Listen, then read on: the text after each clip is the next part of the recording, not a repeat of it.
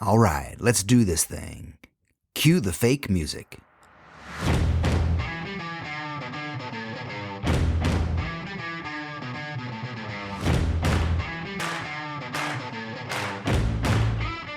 Howdy, it is me, the daredevil formerly known as James Victory, and this is The Right Questions. Today, I am bringing you something a little bit different, but I think it's something that you're going to dig, because I dig it. And it's something that I've been thinking about for a while. It's a person I've actually been thinking about for a while.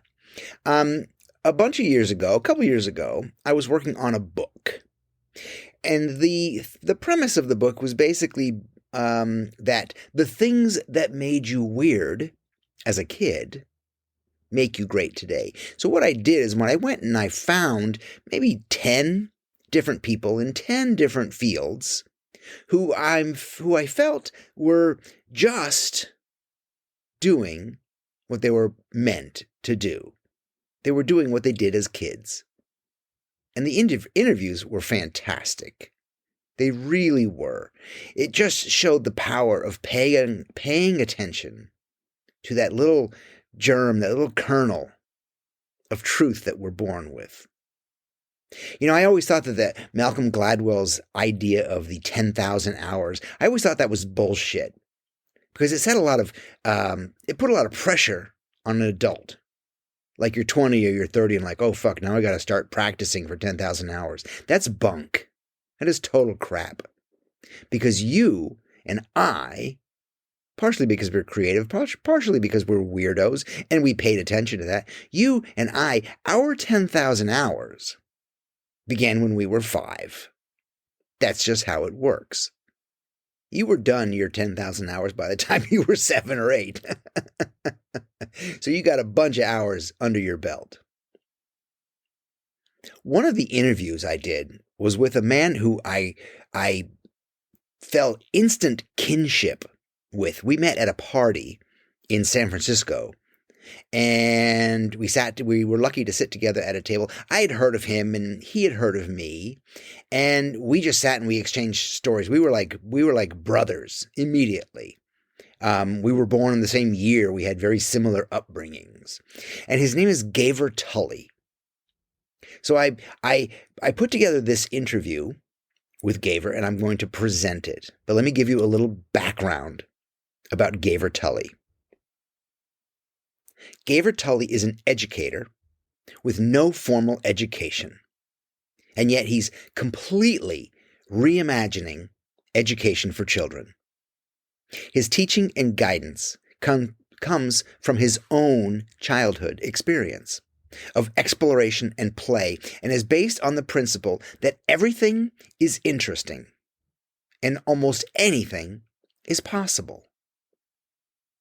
Tully firmly believes in exploring and learning in the dangerous margins of creativity and accepting risk as a factor and not shielding our children from it.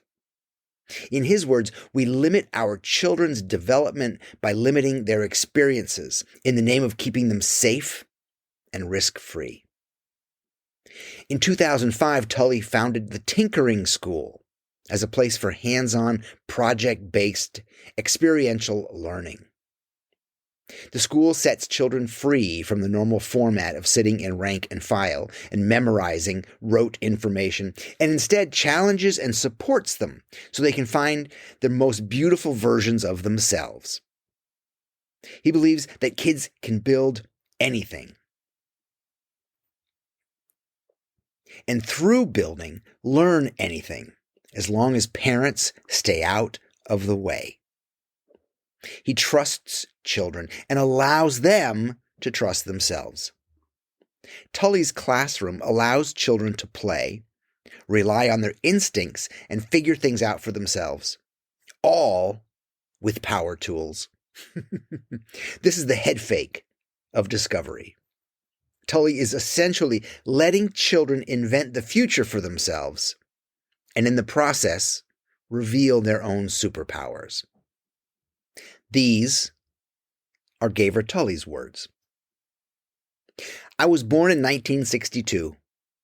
My parents were of the Beat generation, just prior to the emergence of the hippies. They were the sort of intellectual hedonists of the time. What was fantastic about that is that they had this fascination with the inner life of the child. So I grew up in an environment where my parents were as willing to go along with the stories and ideas that my brother and I came up with as we were. Where we lived in Northern California, we had the run of a beach called Casper Beach. When my brother and I got home from school, we would go down to this beach completely unsupervised and build bonfires and forts, play in the ocean, catch fish, climb the cliffs, whittle. We still have scars from that era. What my parents gave us was an incredible sense of trust. They expressed that by saying, "We're still at work, so take care of yourselves, look out for each other," as if that was a normal thing. So they normalized this existence where my brother and I and our friends in general all participated, which meant playing and taking care of ourselves was just a part of it. So I think that's the foundation of where my weirdness came from. It didn't feel unusual at the time. It made me think that that's what being an adult was. So I just kept at it.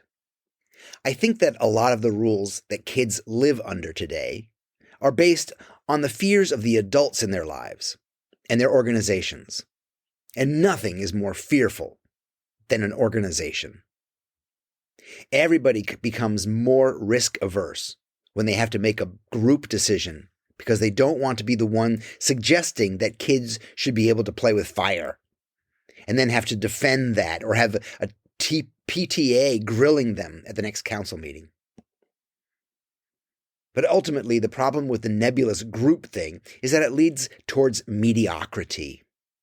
A group can't give the right valuation of the important role that risk plays in childhood.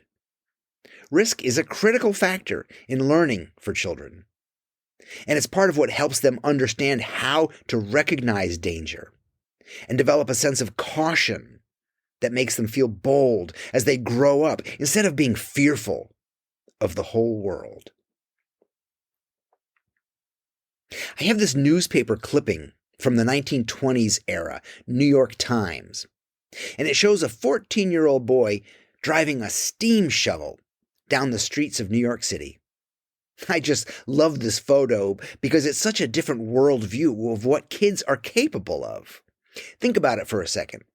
In the 1920s era, that steam shovel probably cost what a steam shovel costs today, upwards of $1.5 million. And they're letting a 14-year-old drive it down the street in a city.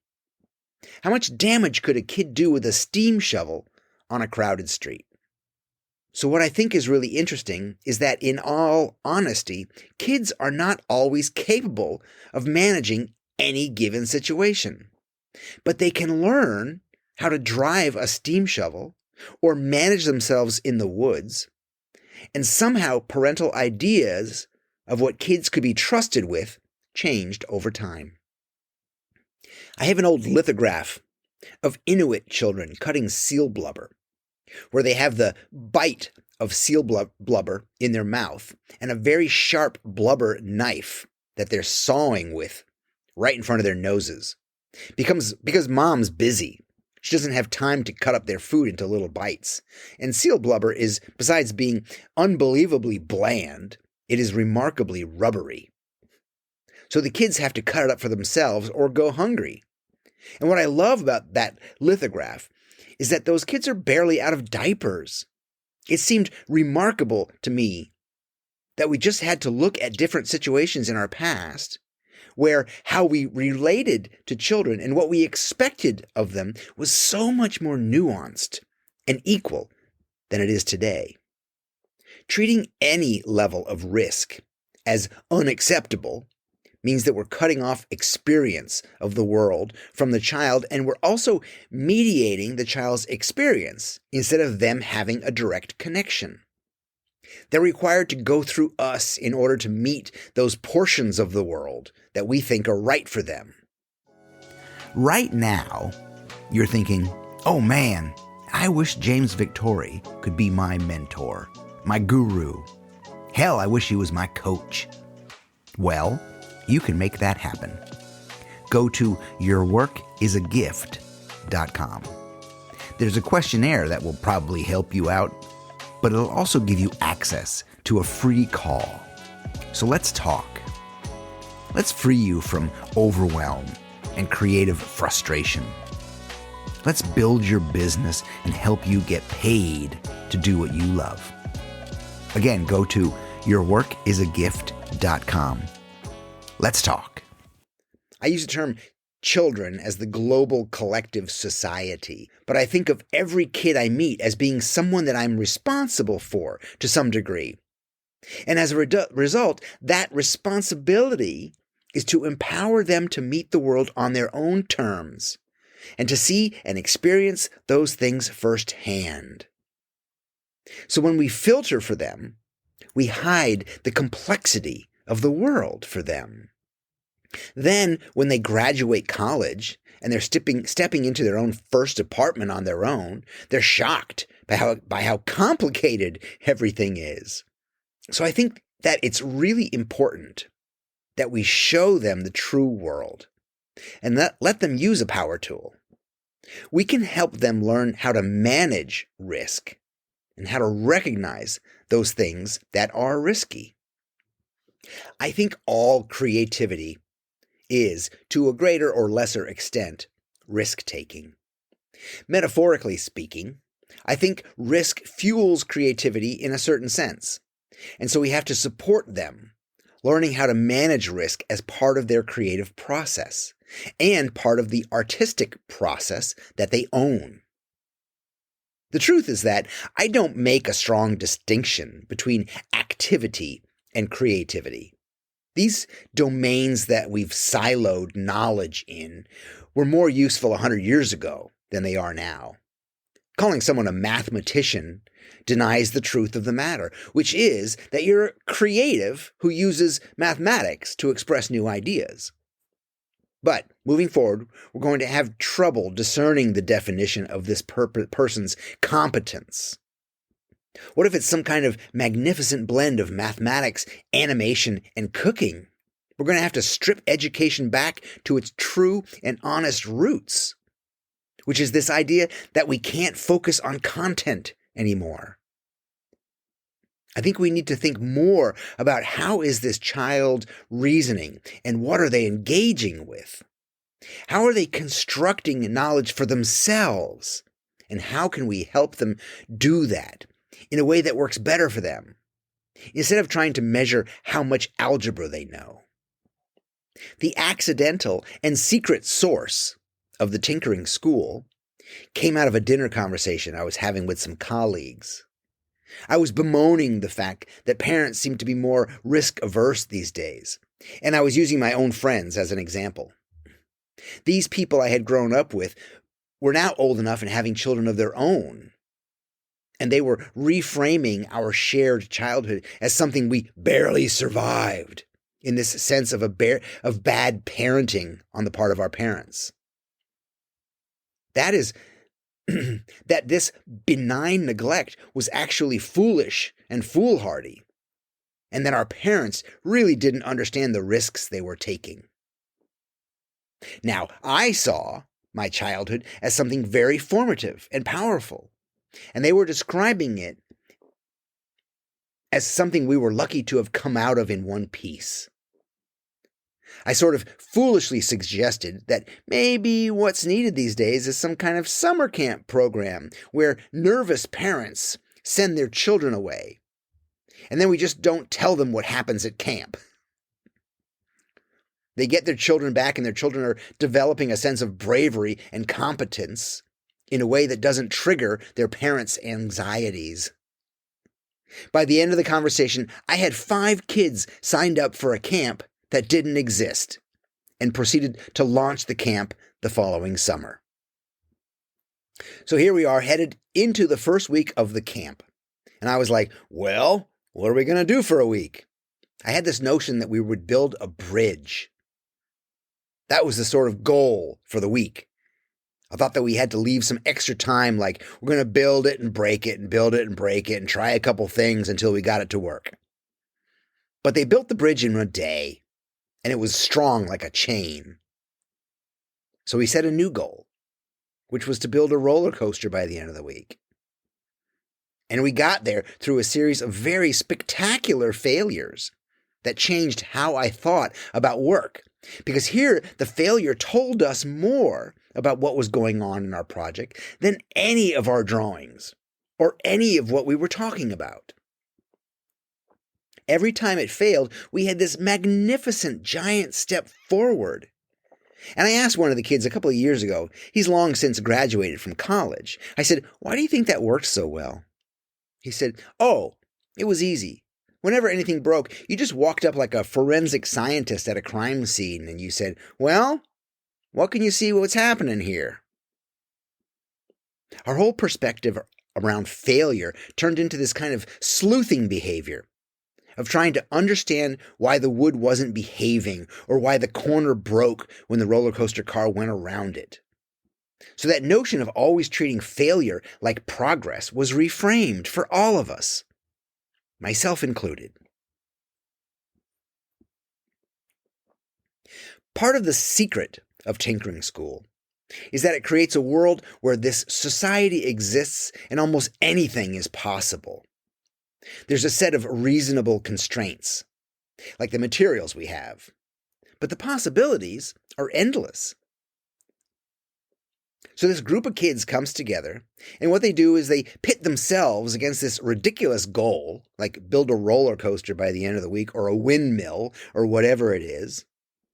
Then the entire society revolves around the fact that nothing is more important than the work. And what binds them together is their mutual commitment to this goal that they've come up with their adult collaborators. So I think it is a secret superpower that they discover because they've never worked this hard before. They've never wanted to work this hard before, and they're not even noticing that they worked for 9 hours. That's the essence of a superpower. You don't know what you're capable of. So I think that we sort of seduced them with the power tools.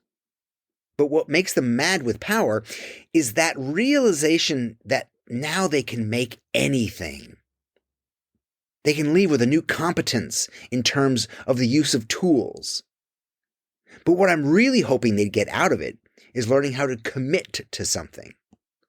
I think the secondary goal is one of collaboration, of trusting someone else with a piece of important work that your work depends on. And those things aren't taught in school. School is couched sometimes as collaborative, but ultimately you're in kind of a competition with everybody your age. I often have these conversations with my middle school and high school students when they're coming to grips with their creative output and starting to realize, like, wait, so this is a thing I could do? It doesn't seem to matter how that creativity is being expressed, whether they're drawing or writing or they're doing precision mechanical engineering. They all have this moment where they realize, like, wait, maybe this is a thing? That scares the crap out of them. That they could have already stumbled on what their thing is. I try to suggest to them, why don't you just try it on for a couple of years? Try having that be your thing. And if you find something else that's more interesting, then go in another direction. Sometimes I think my job is to be a little bit of a Peter Pan figure, being someone for whom the child is very close to the surface of this adult that I am. I try to do all my work and life in a way that's transparent to the children I work with. So there's no part of the tinkering school that the kids can't get involved with or kind of lift up the hood and see how it works. If I'm having a conversation with a board member and there's a kid sitting at the table over there, I try to keep the conversation going as long as possible until we hit something that's covered by OSHA laws or something where I need to protect the privacy of someone else. The idea is that I want the kids to understand that you could be the founder of a company yourself. That's how I see you. Their parents may think that as well, but sometimes it takes someone outside the family to believe in a kid, for the kid to really believe in their own competence. I think parent dynamics are complicated. Certainly mine were. But I do think one of the great things that my parents gave me, and my brother, was that our household was sort of run that way, because our parents were just big grown-up children to a large degree. I remember trying to get the dishes done one night. My mom came into the kitchen like probably an hour later and saw that I still wasn't done. And she was like, "What are you doing?" I said, "Well, I figured out this trick with a spoon. I got to show you." I was creating these beautiful kinds of water bells under the faucet with a spoon. And I found out, like, by combining various spoons, I could make various, like, beautiful geometric patterns. And she was like, "Well, let's get the grapefruit spoon and see if there's a serrated edge makes a difference." She was right there with me. How can we expect children to believe in their own capabilities and competence if they aren't around people who also just by default believe in them? I met an educator a few years ago in a school teaching music, and he said when the kid walks in and they come in for the very first day, he says, "I'm telling you right now, you're getting an A in this class. I don't want you to have anxiety about your grade if it's affecting your ability to participate. So I'm just telling you right now, you're getting an A. Now let's get to work." What a brilliant hack of a traditional classroom education. Grades are evil. So let's just destigmatize and disempower the grade by immediately acknowledging that you are a brilliant version of you. And you're just here to learn how to master this instrument. And whatever progress you make is going to be magnificent. And I'm just so happy to meet you. That kind of feeling.